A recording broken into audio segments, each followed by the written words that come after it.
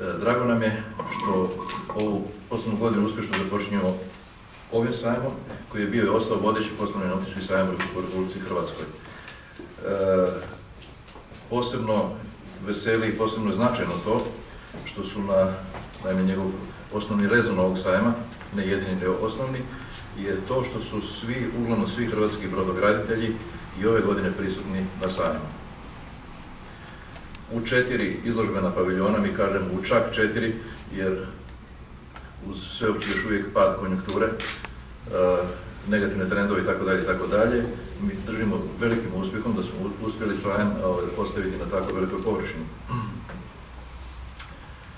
Dakle, hvala vam lijepo da ste došli.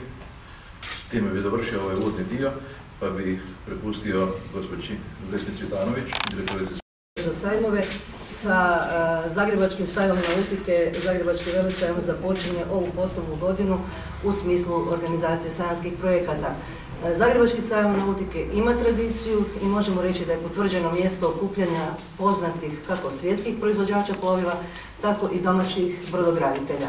I ove godine na ovom sajmu moći će se vidjeti noviteti i zanimljivosti iz segmenta nautičke proizvodnje. Svečano otvorenje biti će 22. veljače u 11 sati u kongresnoj dvorani Zagrebačkog velesajma. Sajam otvara gospodin Zlatko Komadina, ministar pomorstva, prometa i infrastrukture Republike Hrvatske. Dakle, prostorna situacija je potpuno ista kao i prošle godine, 4 sasvim ispunjena paviljona, a od njima sve ono što ljubitelje nautike može zanimati. Znači više od 100 plovila, svih mogućih vrsta, nema tu onih velikih i skupih plovila koje su karakterizirale ovaj sajam do prije koju godinu. Međutim, Zagrebački sajam nautike, osim što je najposlovniji nautički sajam u Hrvatskoj, a imamo, hvala Bogu, 6 nautičkih sajmova u Hrvatskoj, on je uvijek bio orijentiran manjim plovilima, a pogotovo opremi, što je karakterističan našeg sajma bila i ostala. Dakle, svi mogući brendovi brodskih motora prisutni su na sajmu, to je nautička odjeća, obuća, oprema za ribolov, ronjenje, navigacijska oprema, znači sve ono što nautičara može zanimati, može naći u paviljonima Zagrebačkog velesajma. Ali to nije sve, jer sam ne bi bio potpun da nije atrakcija. U paviljonu 9 tu su ronioci, ali ne samo ronioci, jer oni svoj poziv za ronjenje upućuju svim posjetiteljima. Znači svaki posjetitelj sajma koji to želi moći će obući ronilačko odijelo, zaroniti u bazen i pod budnim okom stručnim nadzorom ronilaca moći će provjeriti iz jedne druge dimenzije kako izgleda svijet ronjenja. Ako pođe par metara dalje u paviljonu 9, čeka ga jedan stari drveni leut, 115 godina stari tradicijski drveni brod s latinskim jedrom, drveni brod koji priča svoju priču o svim morima i evropskim rijekama koje je preplovio i kao takav zasigurno atrakcija ovogodišnjeg sajma.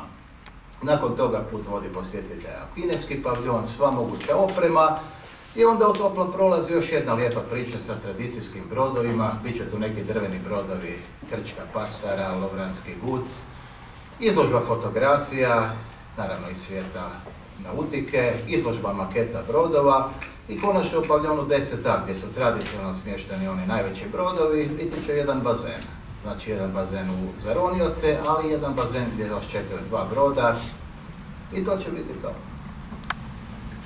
Evo ga, znači mi vjerujem da je puno razloga da i ove godine ljubitelji nautike pohode Zagrebački sajam nautike, srijeda, nedjelja, 5 dana koji svake godine, od 10 do 19 sati, zadnji dan do 18 sati.